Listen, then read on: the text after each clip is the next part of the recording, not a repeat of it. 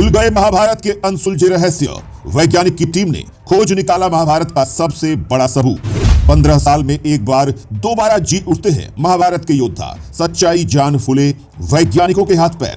महाभारत में एक नहीं बल्कि 3 कृष्ण थे मौजूद। बाकी 2 कृष्णों की सच्चाई जानकर उड़ जाएंगे आपके होश। दोस्तों, महाभारत हमारे देश भारत का ही नहीं बल्कि दुनिया का सबसे बड़ा महाकाव्य है, जिस पर आज अमेरिका तक के वैज्ञानिक खोज कर रहे हैं, क्योंकि महाभारत में ऐसे रहस्य छिपे हैं जिन्हें अगर कोई जान ले तो वो दुनिया पर राज कर सकता है। और दोस्तों, आज हम आपको उसी महाभारत के ऐसे रहस्य बताने जा रहे हैं जिन्हें सुनकर आपको अपने कानों पर विश्वास नहीं होगा। और दोस्तों, महाभारत का पहला रहस्य तो ये है कि महाभारत काल में एक नहीं बल्कि 3 कृष्ण मौजूद थे। जी हाँ दोस्तों, देवकी नंदन भगवान कृष्ण को हम सब जानते ही हैं, लेकिन इनके अलावा भी 2 कृष्ण उस वक्त मौजूद थे। और दूसरे कृष्ण का नाम था महर्षि वेदव्यास, जिन्होंने महाभारत की रचना की थी। जी हाँ दोस्तों, असल में महर्षि वेदव्यास का असली नाम श्री कृष्ण द्वैपायन था। और इनके नाम को लेकर भी धर्म ग्रंथों में 2 चीजें बताई गई हैं। पहली तो ये कि महर्षि वेदव्यास का रंग सांवला था और उनका जन्म एक द्वीप पर हुआ था, इसलिए इनका नाम श्री कृष्ण द्वैपायन पड़ गया।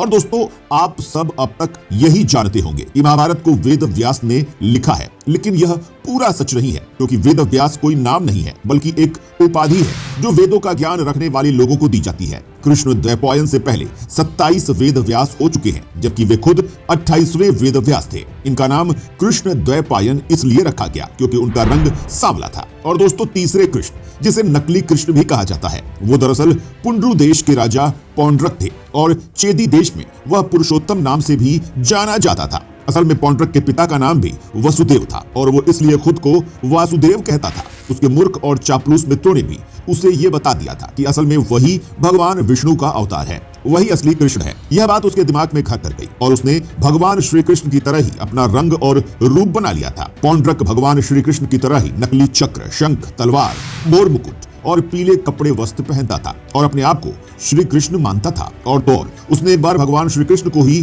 चुनौती दे दी थी। बाद में श्री कृष्ण ने उस नकली कृष्ण का वध कर दिया था।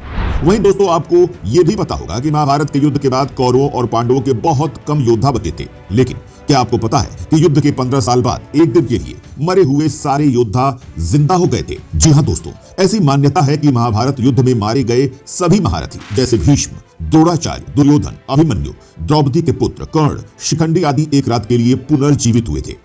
यह घटना महाभारत युद्ध खत्म होने के 15 साल बाद घटित हुई। असल में यह उस वक्त की बात है जब धृतराष्ट्र, कुंती, विदुर, गांधारी और संजय वन में रहते थे। वहां विदुर जी के प्राण त्यागने के बाद धृतराष्ट्र के आश्रम में महर्षि वेदव्यास आए। महर्षि वेदव्यास ने धृतराष्ट्र, गांधारी और कुंती से कहा, आज मैं तुम्हें अपनी तपस्या का प्रभाव दिखाऊंगा, तुम्हारी जो इच्छा हो वो मांग लो। तो उस वक्त उन्होंने यही वर मांगा था कि मैं युद्ध में मारे गए सभी योद्धाओं को जिंदा देखना चाहती हूँ। इसके बाद वेदव्यास जी ने अपनी तपस्या की ताकत से सभी योद्धाओं को एक रात के लिए जीवित कर दिया था।